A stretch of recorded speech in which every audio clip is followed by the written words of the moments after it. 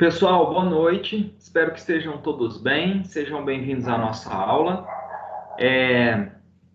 Na nossa aula da semana passada, eu trabalhei umas questões como forma de revisão para o nosso exame final e hoje eu vou dar continuidade com mais 15 questões, além das 15 da semana passada. São questões que envolvem, de modo geral, o conteúdo de todas as unidades do nosso livro didático, que apesar de não ser eu quem vou elaborar essa avaliação, né, ela vem do corporativo, essas questões vão ajudar bastante e elas foram selecionadas de modo a envolver o entendimento da ementa da disciplina como um todo, tá?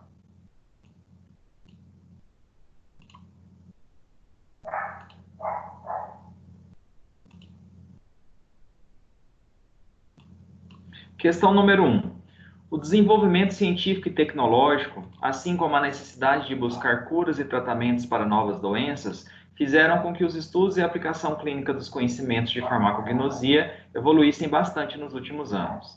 Assim, as pesquisas também evoluíram, surgindo diferentes caminhos na busca de fármacos naturais de origem vegetal.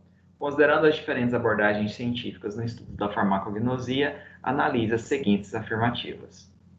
Bom, quando você vai fazer a escolha de uma determinada espécie para verificar o seu potencial terapêutico ou as suas propriedades farmacológicas, você tem três formas de fazer essa escolha. Partindo de forma aleatória na natureza, que apesar de ser considerada aleatória, ela tem critérios em específico de acordo com o desenho de cada estudo adotado, que é a abordagem randômica ou randomizada. A abordagem quimiotaxonômica ou filogenética é aquela em que você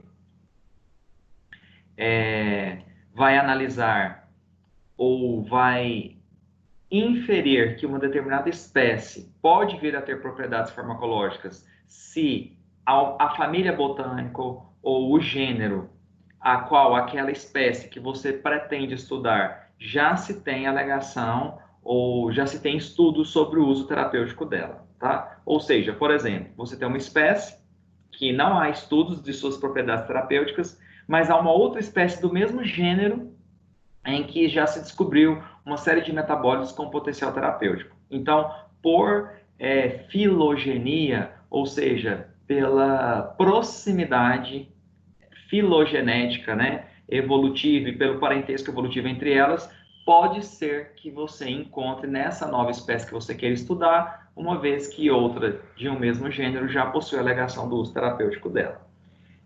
Essas são abordagens menos utilizadas, que trazem menos sucesso na possibilidade de se encontrar uma substância com potencial terapêutico. A abordagem mais utilizada é quando você busca em comunidades tradicionais, ribeirinhas, indígenas, o uso daquela espécie na medicina popular ou doméstica para tratamento de uma determinada enfermidade.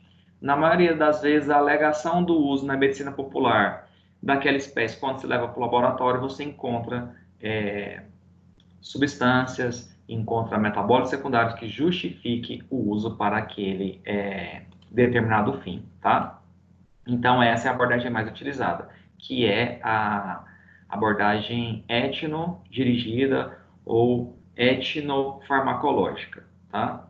Essa é a que traz maior sucesso para o encontro de substâncias com potencial terapêutico, além de ser considerada uma abordagem que é um pré-atalho, ela é uma pré-triagem, né? Porque quando você busca nessas comunidades a alegação do uso daquela planta para o tratamento de uma enfermidade, lá já se sabe qual parte da planta é utilizada, de que forma vocês utilizam, para tratar qual enfermidade. Você não parte de forma empírica, completamente, digamos assim, do zero, sem nem saber em quais sistemas biológicos do organismo aquela planta é capaz de atuar, né?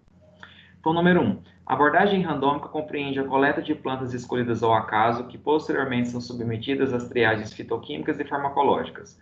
Apesar desta abordagem ser aleatória, nem por isso deixa de ter critérios de realização que são determinados por cada desenho de estudo.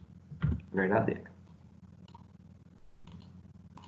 A abordagem quimiotaxonômica ou filogenética se baseia na seleção de espécies de uma família ou gênero de plantas das quais pelo menos uma das espécies possui algum estudo fitoquímico que tenha despertado interesse. Essa abordagem é bastante utilizada quando um ativo de interesse possui mais espécies da mesma família ou grupo, além de descobrir possíveis variações de concentração e qualidade de ativos em diferentes espécies pertencentes a grupos ou famílias comuns.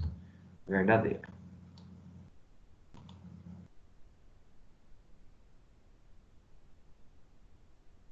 A abordagem etnofarmacológica ou etnodirigida utiliza como premissa básica o conhecimento prévio sobre as espécies vegetais.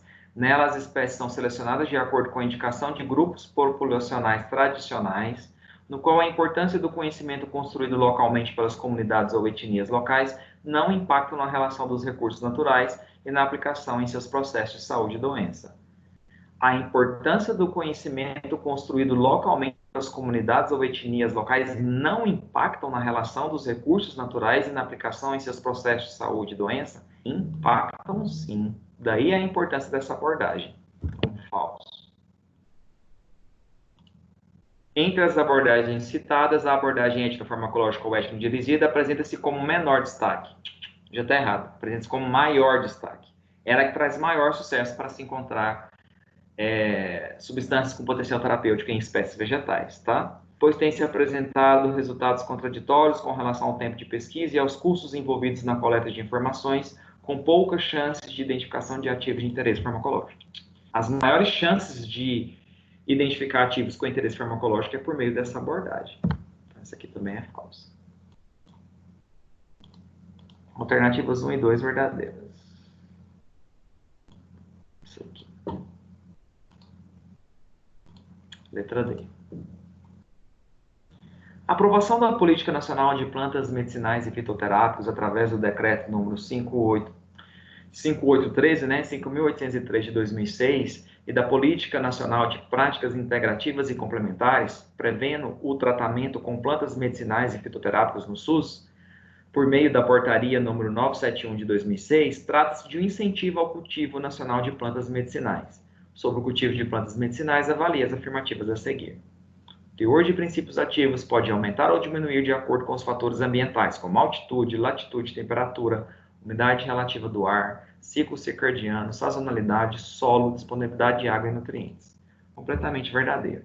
A síntese de metabólitos secundários, né? Flavonoides, taninos, polissacarídeos, saponinas, óleos essenciais, cumarinas, quinonas, depende do estágio de desenvolvimento da planta, que é a ontogenia, da sua genética, porque ela tem que ter genes que sejam capazes de produzir enzimas que levam à obtenção desses metabólitos secundários, e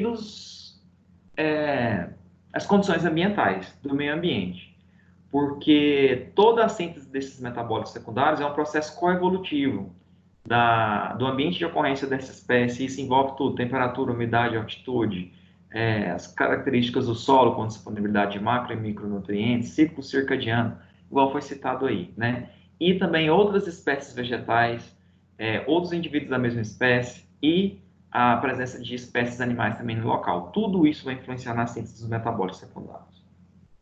É fundamental o uso do nome científico para o trato das plantas medicinais, uma vez que os nomes populares estão sujeitos a regionalismos, originando uma confusão com plantas tóxicas ou com plantas com princípios ativos diferentes. Muito verdadeiro, né? A nomenclatura botânica científica ou binomial de Linneu deve ser em latim, é binomial porque é um nome composto, tem todas aquelas regras que nós vimos para a redação, a escrita, né, desses nomes, e ela é muito sujeita a regionalismos, né? Um exemplo é mandioca, macaxeira, aipim, né? A gente tem manirote esculenta, aí é o nome científico dela em qualquer parte do mundo. Você tem mexerica, tangerina, né? Você falar citrus reticulata, aí sabe-se que é o nome científico, que é o mesmo em qualquer lugar do mundo, tá? Para o cultivo de plantas medicinais, é essencial que estejam livres de agroquímicos, o que vale dizer que o sistema de agricultura a ser praticado deve ser o orgânico com técnicas agroecológicas. Sim, não se deve fazer o uso de agrotóxicos e adubos químicos em cultivos de plantas medicinais. Tá? O cultivo de plantas medicinais é um trabalho multiprofissional, onde botânicos identificam as plantas e descrevem o ambiente de ocorrência natural. Os agrônomos desenvolvem a domesticação, técnicas de cultivo e beneficiamento, e os farmacêuticos realizam o controle de qualidade. Completamente verdadeiro, tá?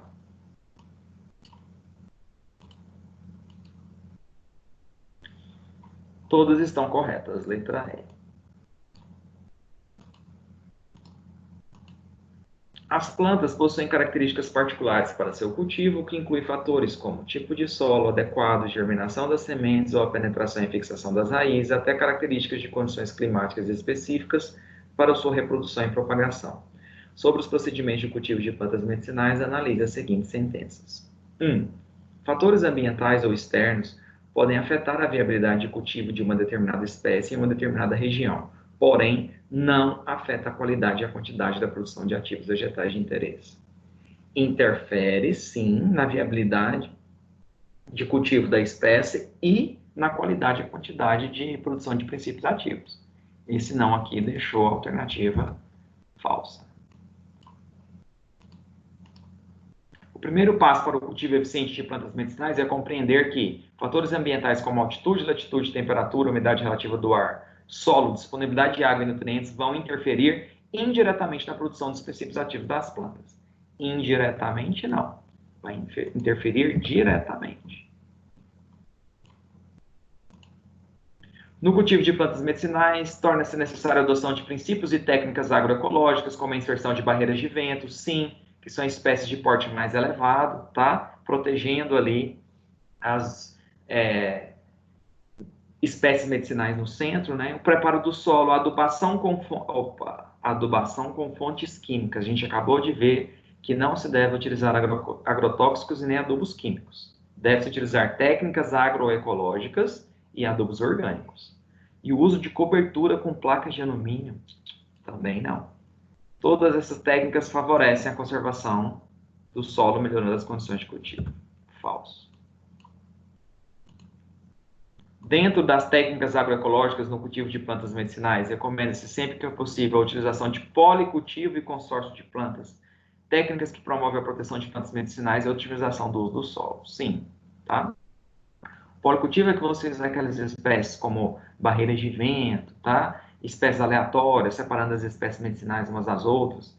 Consórcio de plantas é quando você, por exemplo, faz um plantio utilizando leguminosas que vão enriquecer o solo em composto nitrogenado, aí vem uma não leguminosa, depois você volta com outra leguminosa para manter sempre o solo rico, né, nesses compostos. Então isso aqui é tudo verdadeiro.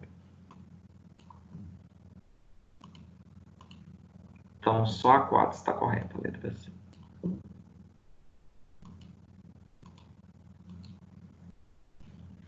O estudo desenvolvido por IHA e colaboradores teve por objetivo o estudo fitoquímico, a avaliação da atividade antimicrobiana e antioxidante, bem como o desenvolvimento de uma nova formulação pela incorporação do extrato de goiabeira, nome científico Psidium guajava. Então, isso aqui é a bibliografia, né, do artigo, do trabalho, né, do qual gerou um artigo envolvendo o estudo a partir do extrato de goiabeira do seu potencial antimicrobiano e antioxidante. Então, quem tiver interesse em fazer a leitura do artigo, está aqui. Para o desenvolvimento desse trabalho, foram seguidos os seguintes passos. Aí está lá, fracionamento solvente, caracterização do extrato, a separação em partes, realização de ensaio biológico, secagem do fruto e percolação com álcool a 70, seguido de liofilização. Bom, assinale a opção que apresenta a ordem correta dos passos realizados. Qual é o primeiro passo aqui? A escolha do farmacótipo, ou seja, a parte da planta o qual eu quero testar a propriedade terapêutica dela. Aqui não se trabalhou a planta toda, porque aqui tem separação em partes e depois a secagem do fruto. Então, a primeira coisa que foi feita é a separação em partes, né? Vou tirar raiz, caule, folha, as partes aéreas, porque eu só quero trabalhar com o fruto. Então, após a coleta, eu fiz a separação em partes, mas aqui não tem coleta, então, separação em partes vai ser a primeira. Depois disso, eu vou secar o órgão com o qual eu quero trabalhar. A planta medicinal se torna uma droga vegetal após o processo de secagem, para facilitar a sua conservação, diminuir o volume da droga, tá? Então, sim, tem que fazer a secagem. Então, as etapas serão, então, na ordem 3, separação em partes, 5, secagem do fruto. E eu já havia dito que a gente não utiliza partes da planta, fragmentos do órgão, para produzir um determinado medicamento fitoterápico. A gente trabalha sempre com um extrato, passando um solvente sobre aquela droga que vai extrair as substâncias de interesse terapêutico. Para eu obter um extrato bruto, geralmente será utilizada uma mistura hidroalcoólica de água e álcool. O álcool pode ser o etanol ou o metanol. O etanol é mais indicado por ser menos tóxico, a 70% ou 80%. Então, esse extrato pode ser produzido por maceração, por percolação, por infusão, por decocção, extração em aparelho de Soxhlet. Aqui está a percolação. Então, vai ser 3, 5, 6. Aí, a partir do extrato bruto, eu faço a partição desse extrato, utilizando solventes de polaridade crescente. Então, eu começo com solventes apolares até os mais polares. Por quê? Porque cada tipo de solvente vai extrair, de acordo com a solubilidade dos metabólicos secundários, os diferentes tipos de ativos presentes naquela planta, tá? Esse fracionamento pode ser realizado com funil de separação. Geralmente é o extrato bruto com álcool, aí eu vou para hexano de clorometano, acetato de etila e, por último, butano, álcool, tá? Butanol, um álcool.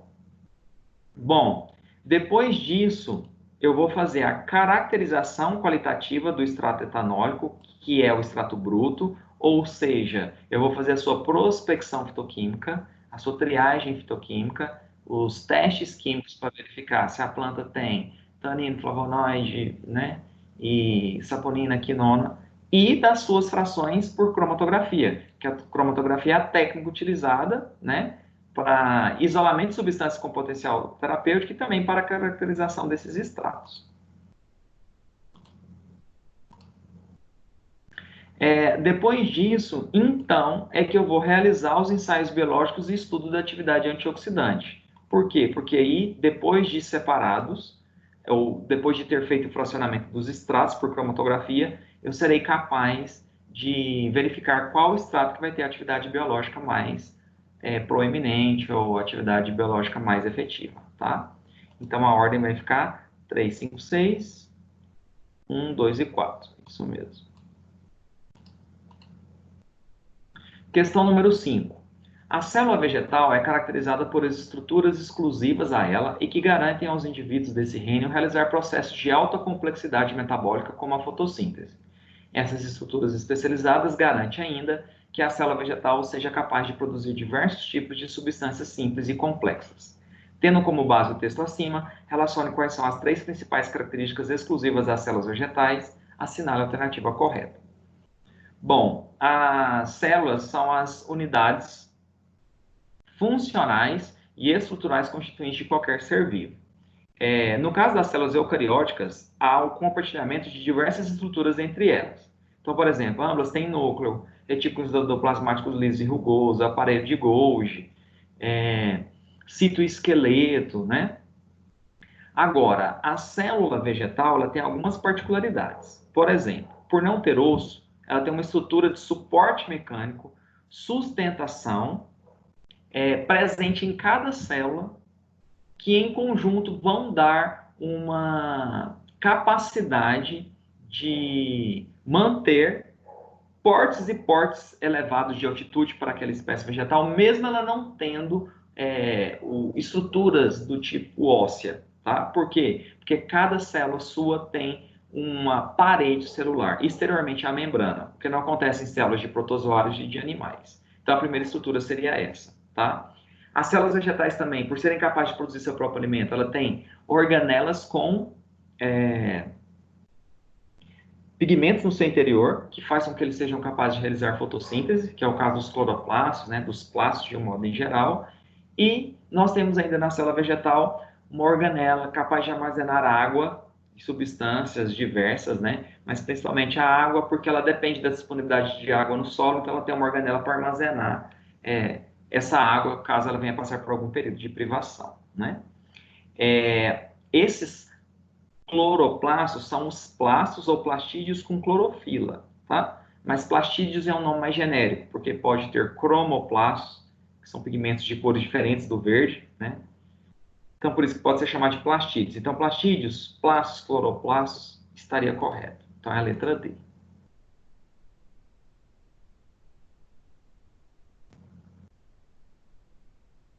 Número 6. A produção de metabólitos é consequência de intricadas interações entre biossíntese, transporte, estocagem e degradação. Sua produção é influenciada por hereditariedade, estágio de desenvolvimento e ambiente. Em algumas espécies vegetais, o local de síntese é restrito a um órgão. Eu já havia dito aqui isso hoje, numa questão aqui para cima, né? A síntese dos ativos ou substâncias de interesse terapêutico na planta depende da sua genética, que ela herda de forma hereditária, né? Porque se ela não tiver genes para sintetizar as enzimas que levam à produção desses ativos, isso não seria possível. A ontogenia, que é o estágio de desenvolvimento da planta, e os fatores do ambiente. Grande parte da síntese desses metabólicos secundários é uma resposta, né, aos fatores ambientais. Com base na produção de princípios ativos de origem vegetal, avalie as seguintes asserções e a relação proposta entre elas. 1. Os produtos vegetais com fins terapêuticos podem ser encontrados em todas as partes da planta, caule, raiz, frutos e folhas. No entanto, a grande maioria dos princípios ativos vegetais são encontrados exclusivamente nas folhas, não. Eles podem ser encontrados nas diferentes partes do corpo da planta. Esta, então, é falsa. Porque nas folhas estão as estruturas mais especializadas, sendo formadas por diferentes tecidos vegetais. Epiderme, parênquima clorofiliano, tecidos de preenchimento e vasculares. Nas folhas também ocorrem as trocas gasosas, por causa dos estômatos, né, que é um anexo da epiderme, e a fotossíntese, principalmente porque a folha é muito rica em parênquima clorofiliano. Então, a 2 está certa, mas a 1 não. Então, letra E.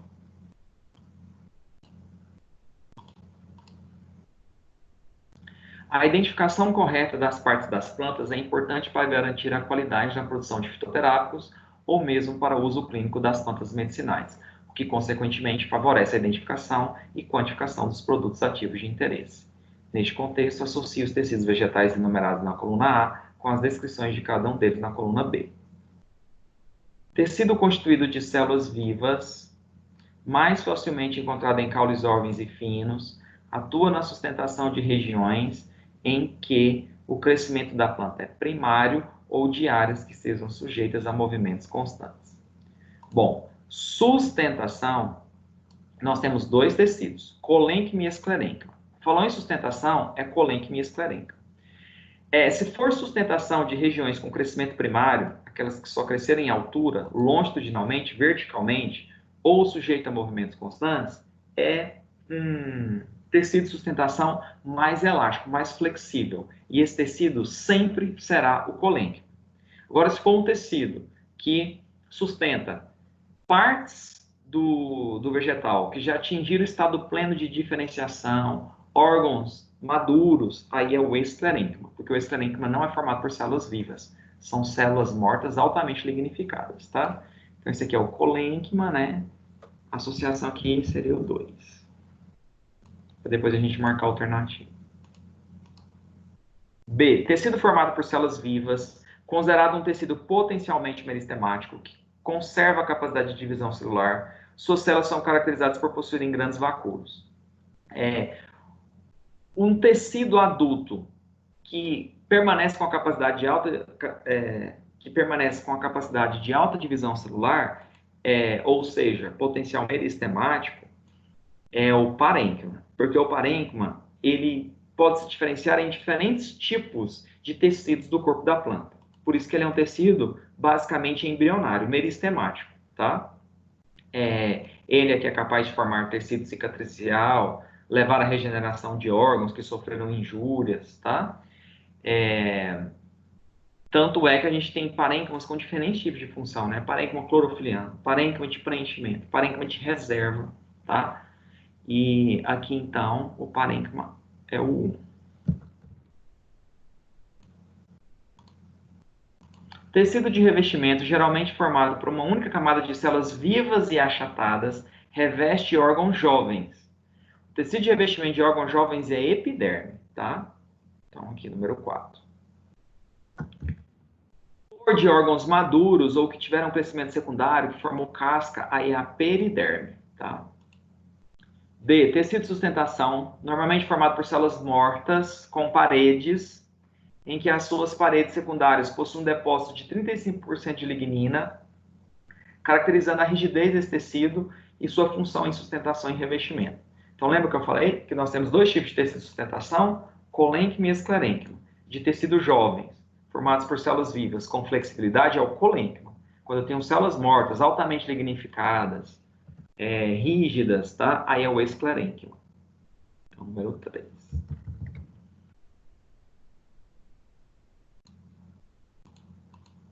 Tecido de revestimento encontrado tanto em raízes quanto em troncos de plantas adultas, se caracteriza por sua espessura, resultante das diversas camadas de células mortas que o compõem. Essas células são ocas e possuem paredes impregnadas de suberina. Esses espaços intracelulares armazenam ar e auxiliam na proteção da planta. Aqui, ó, pessoal, tecido de revestimento formado por uma única camada de células vivas e achatadas, encontrada em folha e em caule e raiz jovens, é a epiderme. Agora, só a raiz e o caule, os troncos, né, podem trocar essa epiderme por uma casca. A folha nunca forma essa casca. A folha sempre vai ter epiderme, tá? Essa casca ela tem 3 camadas. Só a mais externa é formada por células mortas, tá? Que é a superfilema ou cortiça, e depois vem outras 2 camadas mais internas, que é o felogênio ou camo da casca e o feloderma, tá? Aqui, como você está falando da camada morta, ela é chamada de suber porque ela impregna muita suberina, tá? Então é o número 4. Ixi, aqui tá 4, 4 aqui teria que ser o 5, né?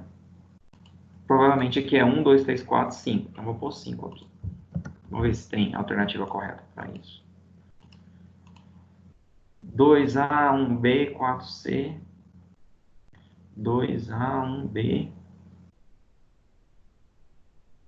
4C. 3D, 3D, 5E. Essa aqui mesmo. Aqui tinha que vir número 5. Esse aqui não vai permitir eu apagar. Se eu fizer isso aqui. Ah, permitiu. Beleza.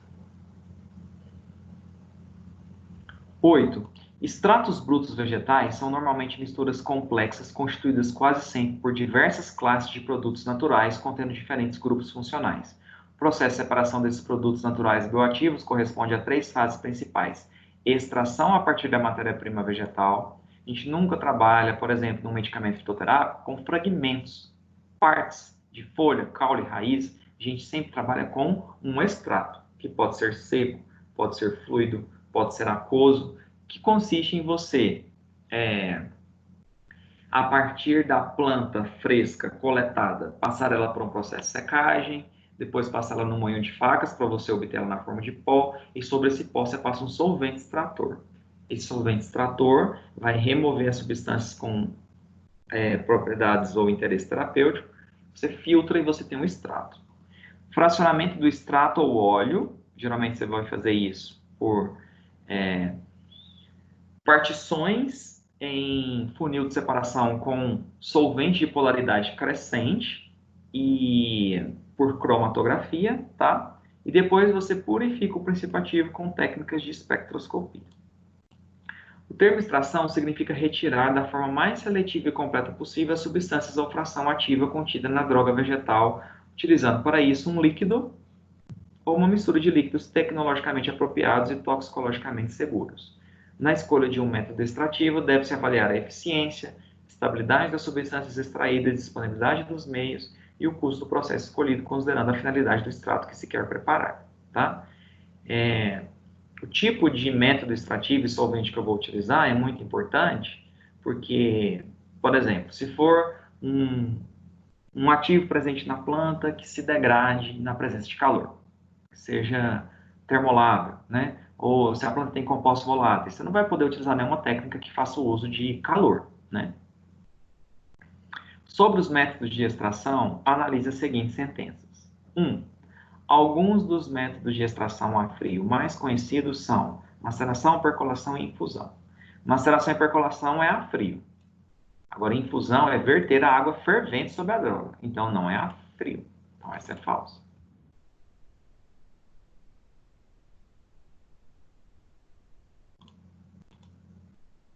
Quando os ativos de interesse possuem estabilidade em temperaturas elevadas, métodos de extração a quente podem ser utilizados. É o que eu disse. Se ele tem estabilidade, ele não é termolável, né? Ele não se degrada na presença de calor. Então, posso usar métodos a quente. Entre os mais conhecidos e que podem ser realizados em sistemas abertos, inclusive em ambiente doméstico, são a infusão e decocção. Correto. Infusão é verter a água fervente sobre a droga. Então, você leva a água ao ponto de ebulição separadamente. E decocção é quando a droga e o solvente, geralmente a água, ficam em contato durante todo o processo, ou simultaneamente em ebulição, né? Em ambiente doméstico é porque é essa maneira que a gente utiliza para o preparo de chás, tá? Infusão geralmente para órgãos de consistência mais delicada, igual folha, flor, e decocção para órgãos de consistência mais rígida, como cascas, raízes, caules. Além dos métodos de extração a quente utilizando sistemas abertos, em laboratório são utilizados os sistemas fechados, os quais possibilitam a extração sob refluxo e decocção. Não, a decocção é extração a quente em sistema aberto. A extração sob refluxo é fechado. O outro é a quente em sistema fechado utilizando vidraria laboratorial, é a extração em aparelho de SOx LED. Decocção em infusão é utilização doméstica mesmo. Então, essa aqui está falsa. Os diferentes métodos de extração de ativos vegetais são muito importantes por possibilitar a extração de ativos com características diferentes sem degradá-los durante o processo. Sim, por isso que a gente tem diferentes métodos de extração de acordo com o ativo que a gente quer extrair. Tem infusão, decocção, maceração, percolação, turbolização, extração sob refluxo, extração em aparelho de SOx LED. A extração por SOx LED é bastante semelhante à extração sob refluxo, sendo a principal diferença entre elas é que a matéria-prima e o líquido extrator ficam em compartimentos diferentes na extração por SOx LED, enquanto na extração por refluxo ficam no mesmo recipiente. Verdadeiríssimo. Então, 2, 4 e 5 são verdadeiras. Letra D.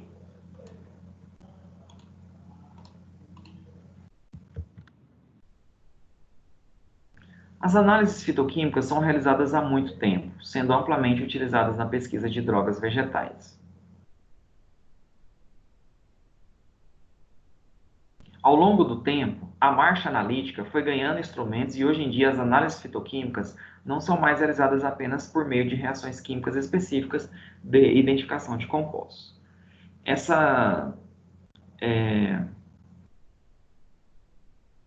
marcha fitoquímica ou prospecção fitoquímica preliminar é você coletar a planta medicinal fresca, in natura, submeter ela a um processo de secagem, para que ela se torne uma droga vegetal. Aí, geralmente, o ideal é você passar essa droga para um meio de facas. E com a droga em pó, você vai submeter ela a uma série de reações químicas. E de acordo com os resultados obtidos para aquela reação, você vai ter uma referência para verificar se a planta é possuidora ou não de determinado grupo de metabólito secundário. Tá? Na aula que eu falei sobre flavonoide, tanino, eu mostrei as principais características dessas análises fitoquímicas, né? Como se fosse uma receita de bolo, você segue uma apostila, ninguém decora isso, só tem que saber analisar o resultado, tá? Então, por exemplo, tanino. Você aquece lá 2 gramas da droga em pó com 50 ml de água durante 5 minutos, aí filtra, distribui esse filtrado em tubos de ensaio e adiciona lá uma série de reagentes.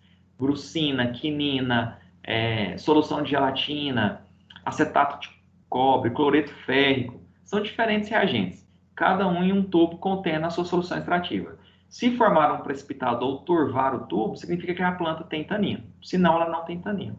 E aí para flavonoide, para cumarina, para cada um dos metabólitos secundários tem as reações em específico, tá? Tendo em conta a sentença acima, assinale a única alternativa verdadeira entre as afirmações a seguir. A tecnologia não contribuiu para a análise fitoquímica, já que apenas grandes laboratórios conseguem utilizar aparelhos de ressonância nuclear magnética em infravermelho, por exemplo. Com toda certeza a tecnologia contribuiu, né? Então é errado. Nos ensaios fitoquímicos atuais, o ideal é utilizar a ressonância nuclear magnética, sendo todas as outras técnicas dispensáveis diante da superioridade dessa tecnologia. A ressonância nuclear magnética é uma técnica de espectroscopia que te permite elucidar a estrutura tridimensional da molécula. Mas ela não é a única a ser utilizada, né? Primeiro, como que você vai saber se aquele extrato é possuidor de qual grupo de metabólitos secundários? Não vai precisar da ressonância nuclear magnética para isso. Uma análise fitoquímica preliminar, uma prospecção fitoquímica simples permite isso, uma cromatografia, tá? As reações químicas clássicas e as diferentes técnicas atuais de identificação, incluindo ressonância nuclear magnética, infravermelho, que são técnicas de espectroscopia, tá?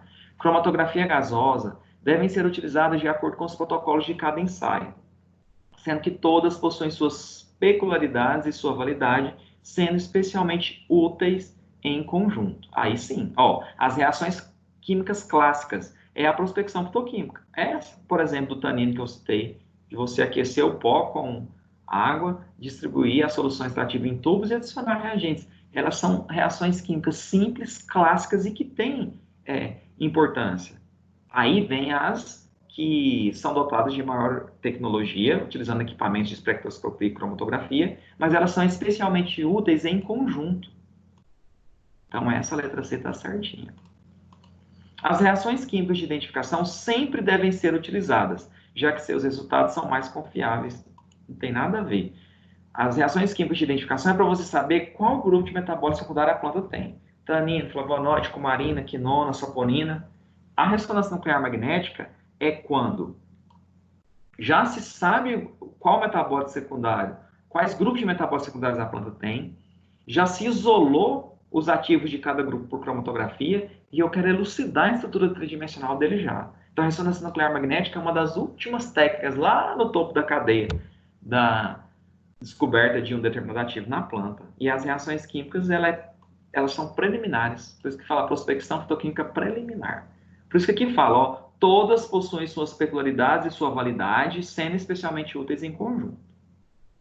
As reações químicas de identificação de compostos são obsoletas e não devem mais ser utilizadas para a identificação de metabólitos secundários.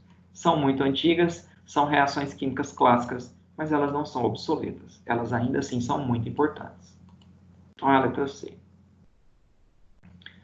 10. O metabolismo é um conjunto de reações químicas que continuamente ocorrem em cada célula vegetal. A presença de enzimas específicas garante certa direção a essas reações, denominadas rotas metabólicas. As reações enzimáticas podem ser do tipo anabólicas, catabólicas e de biotransformação. As rotas metabólicas visam primariamente a obtenção de nutrientes para a necessidade da célula e biossíntese de compostos essenciais à sua sobrevivência. Sobre a produção de metabólitos vegetais, analise as afirmativas a seguir e assinale V para verdadeiro e F para falso. Bom, a gente distingue no vegetal o conjunto de reações químicas que se processam no organismo é o metabolismo. E a gente tem dois tipos de metabólitos. Os metabólitos primários e os metabólitos secundários. Os metabólitos primários, eles atendem às exigências fundamentais das células, tá? Então, os metabólitos primários são quem? Proteínas, carboidratos, lipídios, ácidos nucleicos, aminoácidos, proteínas, enzimas. Mas esses metabólitos não têm propriedade terapêutica. Esses metabólitos são essenciais para a sobrevivência de qualquer organismo, e não apenas o vegetal. Por isso que o metabolismo primário é também chamado de metabolismo basal, ou essencial. Agora, o secundário é aquele que gera substâncias que não são essenciais à sobrevivência, mas trazem vantagens para que a espécie explore melhor o meio e perpetue a sua espécie. Esses metabólitos secundários, que geralmente são produzidos em resposta às condições do meio, mas depende também da genética da planta, é o que a gente explora com propriedade terapêutica, que é o caso do tanino, do flavonoide, das cumarinas e etc. A produção de metabólitos vegetais é realizada por meio de processos que foram divididos em metabolismo vegetal primário e secundário. Verdadeiro. O metabolismo primário ou básico é aquele capaz de produzir substâncias com funções estruturais, plásticas e de armazenamento de energia, ou seja, metabólitos fundamentais para a formação, crescimento e desenvolvimento das plantas. Foi o que eu falei no início da questão.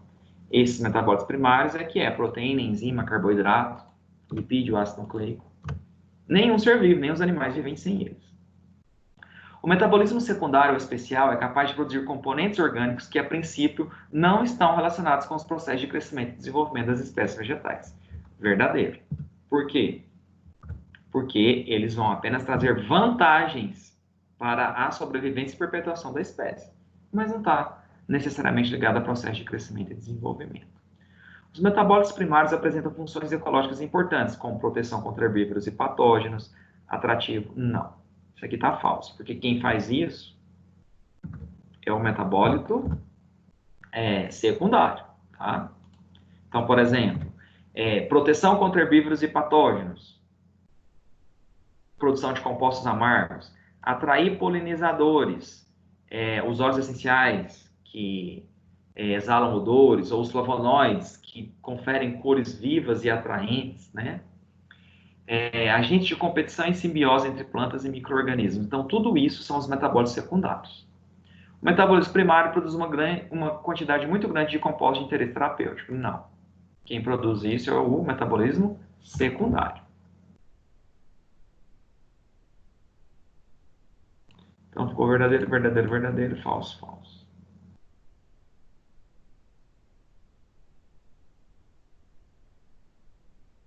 Letra C. É isso mesmo, né?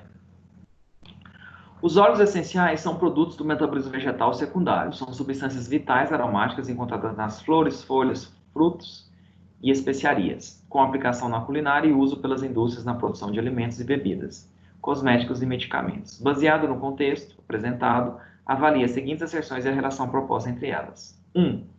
Os óleos voláteis podem variar em sua composição de acordo tanto com seu local de armazenamento, quanto com alterações ambientais a que a planta está submetida, porque os óleos essenciais são misturas complexas e a alteração de concentração dos constituintes pode alterar drasticamente suas características. Verdadeiro. Nós temos até aquela variabilidade infraespecífica, ou o que a gente chama de quimiotipos, que são vegetais botanicamente idênticos, mas eles se diferenciam na composição química de seus óleos essenciais, por exemplo, tá? E isso varia muito de acordo com o local de armazenamento, com alterações ambientais a que a planta está submetida.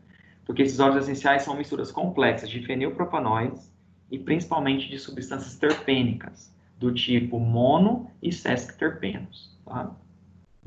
A respeito dessas asserções, assinale a alternativa correta. A 1 e a 2 é verdadeira e a 2 justifica a 1. Letra E. Associe os compostos contidos na coluna A com as suas definições contidas na coluna B. São definidos quimicamente como substâncias fenólicas derivadas da dicetona do antraceno e são usadas clinicamente como laxativas e catárticas. Essas substâncias laxantes, né, e que têm duas funções cetonas derivadas do antraceno, são as antraquinonas, daí sim derivadas do antraceno, né? Aqui, ó, antraquinona. Então, A2A é a associação. As antraquinonas é que está presente no ruibarbo, no sene, na cáscara sagrada, tá? No noni, que são substâncias laxantes e, por vezes, até utilizadas como para auxiliar no processo de emagrecimento, né? B. São caracterizados como polifenóis hidrossolúveis de massa molecular entre 500 e 3.000 Daltons. Polifenol significa que eu tenho vários grupamentos, vários anéis aromáticos com a hidroxila. Isso aqui é um fenol. Podem formar complexos com outros grupos de compostos, como alcaloides, proteínas e polissacarídeos. Quem é capaz de complexar, desnaturar, desidratar proteínas são sempre os taninos, que causam aquela crispação de tecido, sensação de aperto na boca. Então, B é 4. Então, ficou 2A, 4B. Será que já tem algum aqui? 2A, 4B. Vai ser essa aqui. Mas vamos ver o restante. São metabólitos secundários de vegetais presentes em relativa abundância na natureza e apresentam em sua estrutura química um ou mais núcleos aromáticos contendo substituintes hidroxilados ou seus derivados funcionais. Bom, núcleos aromáticos com funções hidroxila, que são os polifenóis, gerando diferentes classes de compostos com propriedades terapêuticas muito importantes, como flavona, flavonol, flavanona, isoflavona, chalcona, aurona, antocianos, isso é os flavonoides, tá? Então, o C é o 3, aqui, 3C. E por último, são metabólitos vegetais com natureza química originada em glicosídeos de esteróides ou de terpenos e apresentam a propriedade de formar espuma abundante e apresentar ação detergente e emulsificante em solução aquosa, ou seja, na presença de água. Geralmente elas têm propriedade antiedematogênica, expectorante, e o que forma espuma abundante na presença de água são as saponinas, né? Então, 1D. Então, a letra D mesmo, a associação correta. 13. Considerando o contexto apresentado em relação aos flavonoides, né, analise as seguintes sentenças. Olha lá o enunciado. Flavonoides representam um grupo da classe de polifenóis, componentes de baixo peso molecular encontrados em diversas espécies vegetais. As diferentes classes de flavonoides são encontradas em frutos, flores e vegetais em geral. Os flavonoides são os pigmentos dos vegetais, né? 1. Os flavonoides são compostos polifenólicos, ou seja, tem anel aromático, hidroxila e poli, porque são vários dessas estruturas da molécula, correto. De origem natural e capaz de atuar em diversas patologias, como na hipertensão. Os flavonoides apresentam diversas formas estruturais, a maioria delas contendo 15 átomos de carbono em seu núcleo fundamental, formado por duas fenilas ligadas por uma cadeia de 3 carbonos entre elas, conhecido como núcleo fundamental dos flavonoides. Sim, isso é verdade, tá? Esse núcleo fundamental dos flavonoides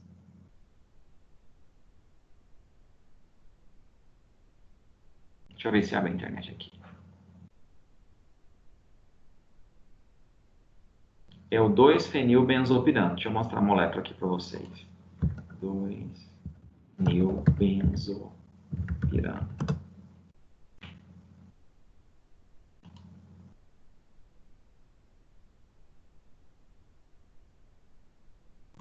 Então, aqui, ó. Esse aqui é o núcleo fundamental, o esqueleto carbônico básico para a formação dos flavonoides. Vocês podem ver que a gente tem 2 anéis aromáticos e uma ponte de 3 átomos de carbono. Aqui, ó. 1, 2, 3. E se você contar esses carbonos aqui, ó, 1, 2, 3, 4, 5, 6, 7, 8, 9, 10, 11, 12, 13, 14, 15. Nós temos, olha lá, 15 carbonos, tá? Então, essa aqui também está verdadeira. Muitos flavonoides de origem vegetal são encontrados conjugados com açúcares, sendo conhecidos dessa forma como heterosídeo. Toda vez que eu tenho um metabólito secundário, que a gente chama de aglicona, unido a uma molécula de açúcar, eu tenho um heterosídeo. Se for o flavonoide, eu tenho um heterosídeo flavonoide. As propriedades farmacológicas dos flavonoides são limitadas somente como antioxidante e cicatrizante. Não.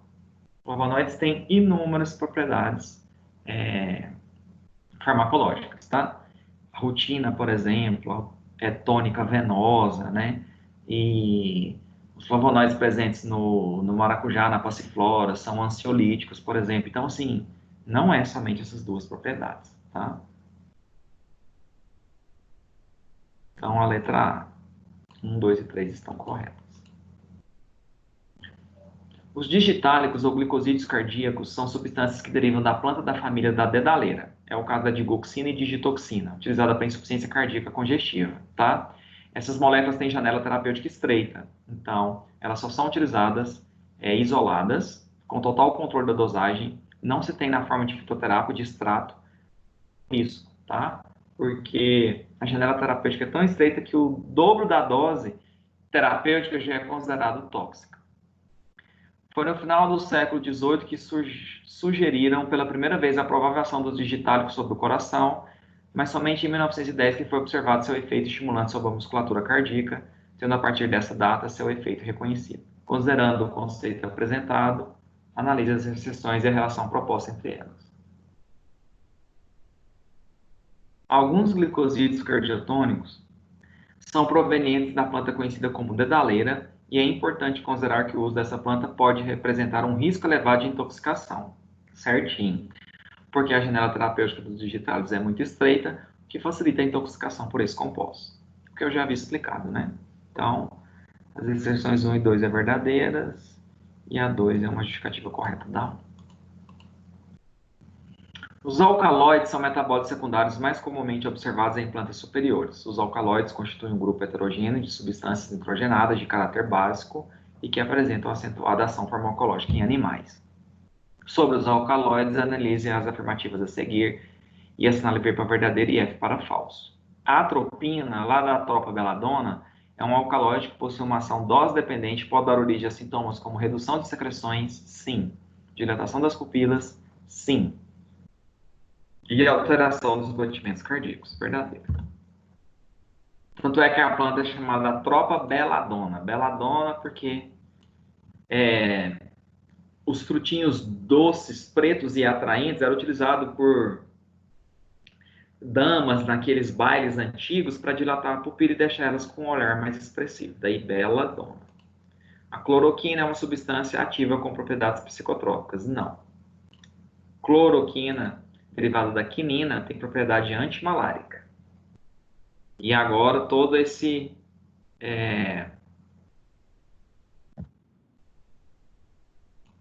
essa discussão aí a respeito do uso dela, na verdade, um derivado que é a hidroxicloroquina para o tratamento de pacientes em casos graves de Covid, né? Mas já foi suspendido porque os efeitos colaterais relacionados à arritmia cardíaca da hidroxicloroquina trazem mais riscos do que benefícios no uso do tratamento, tá?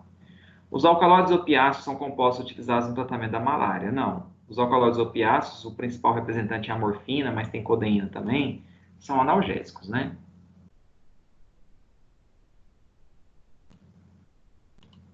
A cafeína é um alcaloide encontrado no café e possui ação estimulante. No café, no guaraná, na Camellia sinensis, que é o chá verde, o chá preto, tá? E ela não tem só ação estimulante do sistema nervoso, né? Ela tem potencializadora da ação analgésica, né? Ela não apenas inibe o sono, não é só ação estimulante, não. Então, aqui também tá. Ela é um vasoconstritora muito utilizada em anti-enxaquecosos. As metilxantinas, de um modo geral, né? Como a cafeína, a teofilina, a teobromina, estão presentes em alguns antigripais justamente por essa ação estimulante, por essa ação potencializadora da ação analgésica, tá? Então aqui a gente tem verdadeiro, falso, falso, falso. Ah, não tem nenhuma alternativa. Ah, desculpa. A cafeína é um alcaloide encontrado no café e possui ação estimulante. Eu li e possui apenas ação estimulante. Ela tem ação estimulante. Se tivesse aqui apenas ação estimulante, estava errado. Então, essa aqui é verdadeiro. Então, ficou verdadeiro, falso, falso, verdadeiro.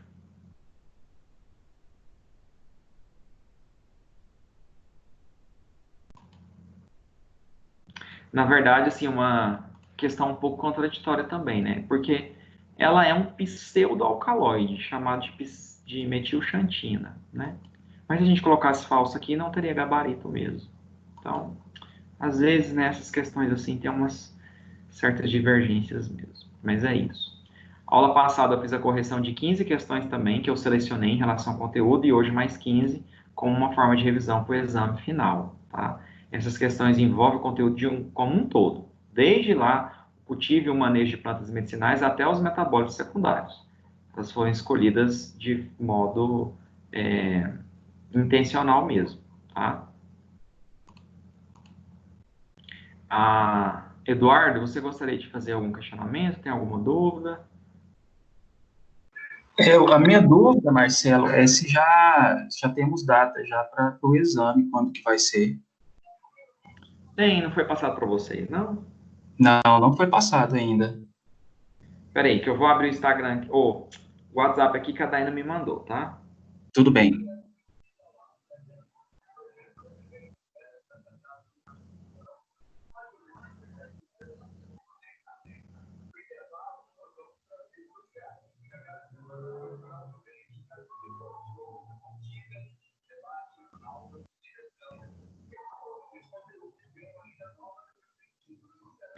É dia 29 e dia 30, ou seja, segunda e terça da semana que vem. Serão aplicados no mesmo formato da segunda VA, localização da prova, painel lateral do AVA, onde está escrito prova digital. Então, porque não sou eu que elaboro de novo, tá? Certo, e ela tem aquele período também de 24 horas, né, de duração. Então, isso aqui não foi colocado. Deixa eu ver aqui, da AMP e AMI, a AMP e AMI é 24 horas. A segunda VA, Eduardo, da farmacognosia, você teve 3 horas ou 24 horas para fazer? Marcelo, foi Acho que foi 3 horas. 3 horas, 3 horas. Então, esse eu acho que é 3 horas também. A 24 horas é só a disciplina que o professor disponibiliza o link. Essas blended, que é pelo corporativo, não vai ser 24 horas, não. Depois que você começou a fazer, você tem 3 horas no máximo. Ah, é 3 horas. Então ela vai estar disponível a partir de segunda. Isso, a partir de segunda.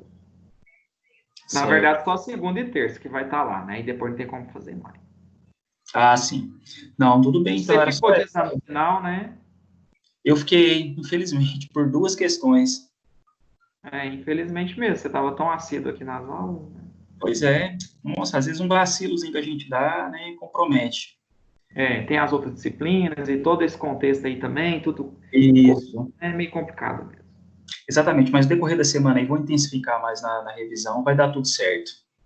Tá, aí tem a gravação aula ao vivo, revisão para exame 1, foi a aula de semana passada, e hoje eu vou pôr revisão para exame final 2. Tá tudo no sessão 3 do encontro 4. Não, A, tá ótimo, a então, postagem. perfeito.